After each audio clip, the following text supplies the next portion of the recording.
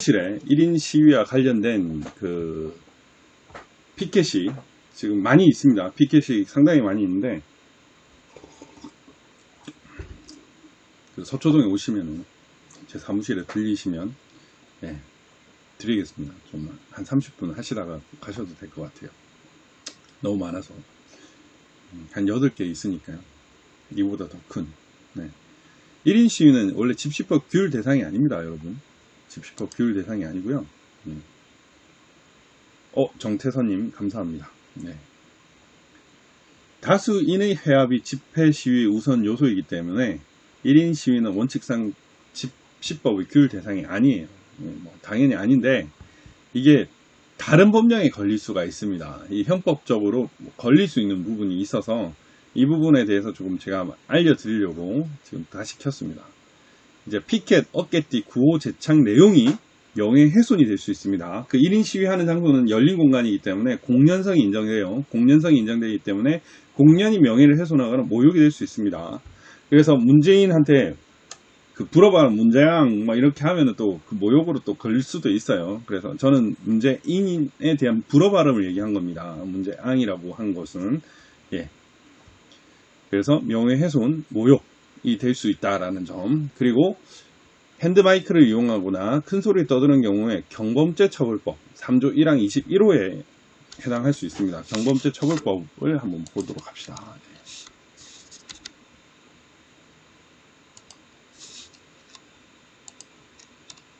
제가 이 박주현 변호사 TV를 했던 이유는요. 그나마 여기 업로드한 부분은 이게 다시 노딱이 안 됐거든요. 근데 이게 박주현 변호사 여기 보면 계속 12,600으로 지금 계속 고정적인데 여기는 그냥 실시간 스트리밍 하면은 무조건 노딱을 해버려 가지고 안 되겠다 이렇게 싶더라고요. 다시 검토 이렇게 요청을 하면은 달라졌는데 어쨌든 이게 블랙리스트에 된다는 건 좀 새로운 일입니다. 그때 5일 만에 10,000명 되고 나서 장난 아니에요. 한 10만 명 금방 가겠구나 이렇게 생각했는데 이 방해 공작이 장난 아닌 것 같아요. 그러지 않습니다. 그런 건 그럴 수도 있죠.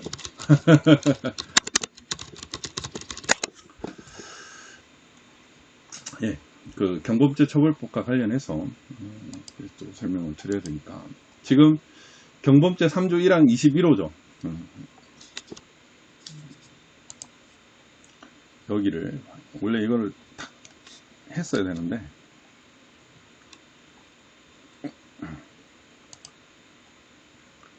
(3조 1항 21호) 여기 보시면은 보이시나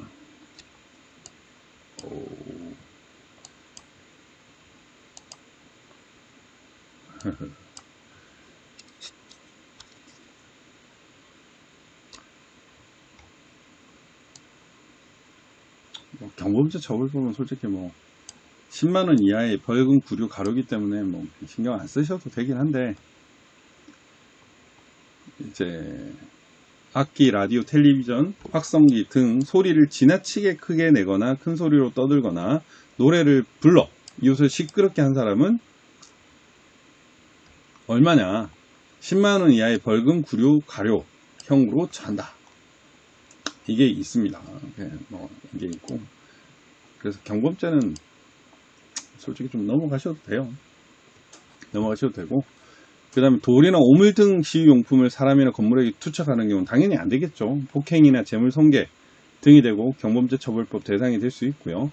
그 다음에 크레인이나 건물 옥상, 공개된 국가지정 문화재 위에 올라가 시위하는 경우 이런 경우에는 건조물 침입대가 될 수 있습니다. 그래서 1인 시위를 하더라도 그 1인 시위의 장소가 공개된 지역이 아니라고 하면은 건조물 침입죄로 걸 수도 있다라는 점, 그거를 간과하시면 안 됩니다, 여러분. 그렇게 되면은 건조물 침입죄가 될 수 있다라는 점. 지금 사실은 전대협 친구들도 건조물 침입죄로 지금 걸었잖아요. 충분히 그렇게 걸 수도 있다. 얘들은 그렇게 악독한 놈들이다. 그런 것도 이제 간과하시면 안 됩니다. 그 다음에 업무방해죄, 이런 것들이 될 수 있습니다. 이제 위계 위력에 해당되어야 되기 때문에 그게 되느냐 안 되느냐, 이거는 이제 올라가 시위를 했기 때문에 위력 정도로 보여지는 거죠.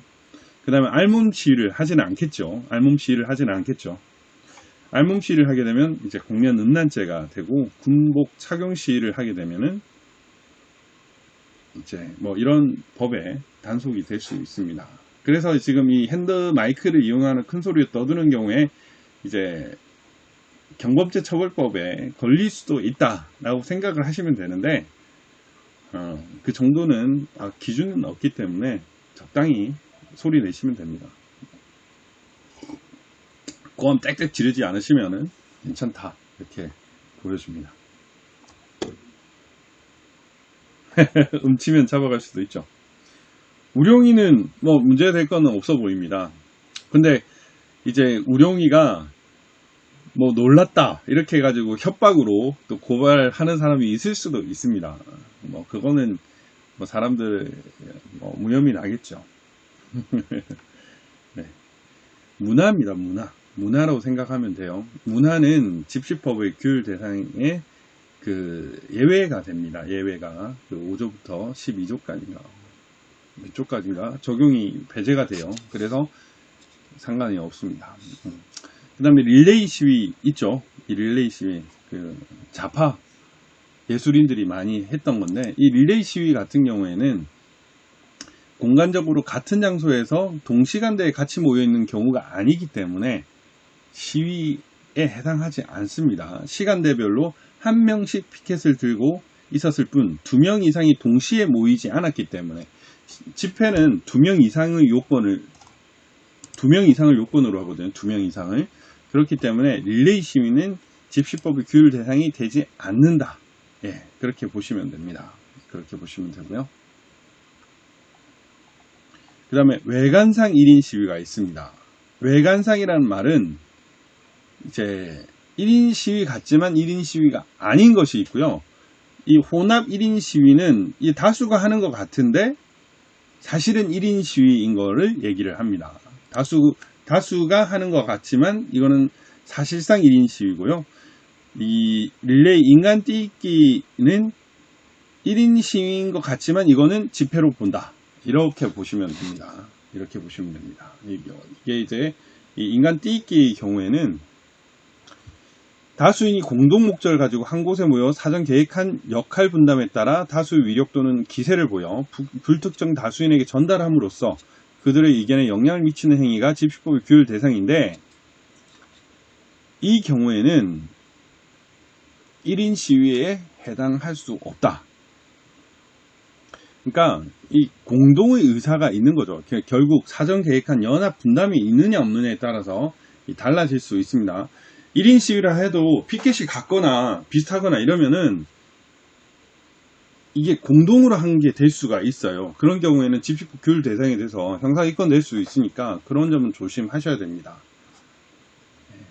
그 다음에 이게 이제 혼합 1인 시위죠. 다 다른 겁니다. 다른 거. 이는 다 개별적으로 1인 시위로 봐요. 개별적으로 1인 시위로 봅니다. 원칙적으로 1인 시위이기 때문에 집시법 적용 대상이 아니다. 시위 목적이 포괄적으로 동일하고 1인 시위자 상호 간에 공동인식을 갖는 경우, 이런 경우에는 집시법 적용이 가능할 수 있습니다.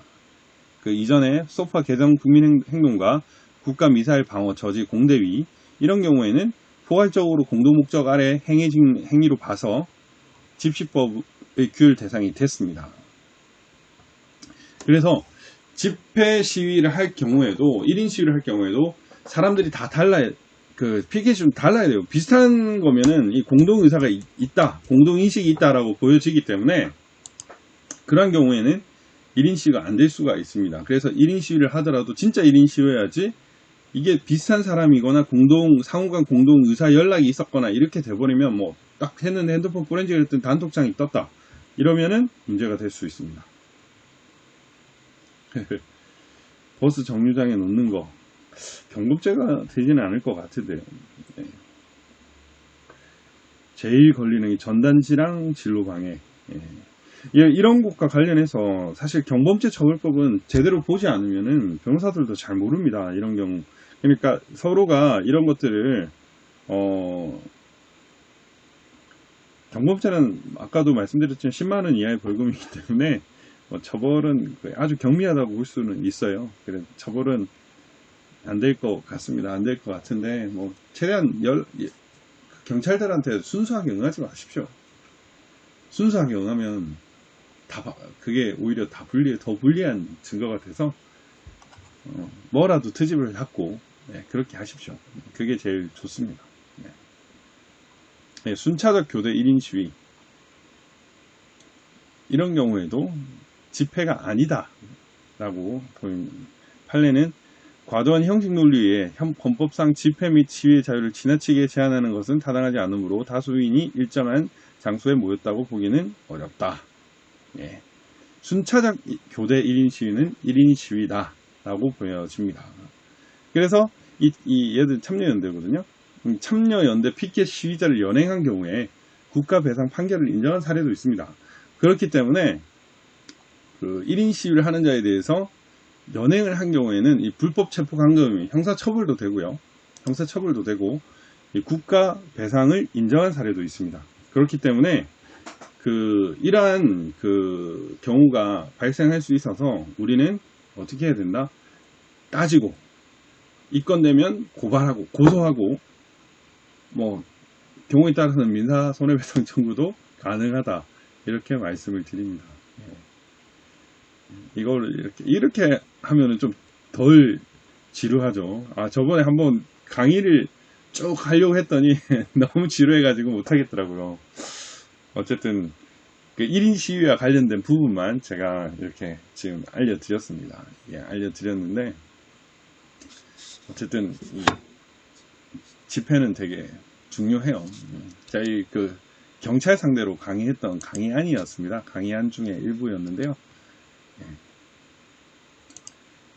이 위반 유형 이런 것들도 제가 한번 따로 정리를 해서 알려드리도록 하겠습니다. 이게 나름 쫙쫙 정리해가지고 이게 형량 이런 거 있죠.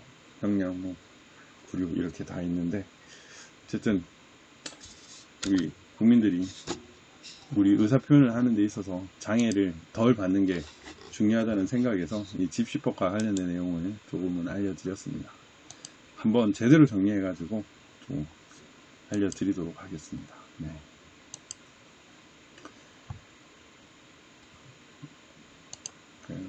오늘 많은 일들이 있었는데 제발 지루하지 않습니까? 천천히 설명할까요? 아닙니다. 저는 법을 다 지키면서 지금 부정선거 시위하라는 건 아니고요.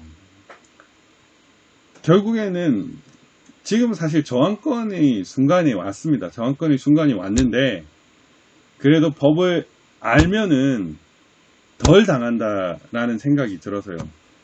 그러니까 되게 용감하신 분들도 많고 당당하신 분들도 많지만 또 많은 분들은 이런데 처음 나서는 분들이거든요. 우리 우파는 젊을 때 공부하고 나이 들어서 대물을 배우다 보니까 저 좌파들처럼 뻔뻔한 사람은 거의 없습니다. 그러다 보면 경찰들이 이렇게 막 찝쩍거리거나 이렇게 되면 순간적으로 당황해가지고 패닉되는 사람들이 상당히 많아요. 그래서 제가 이런 부분에 대해서 알려드리는 겁니다.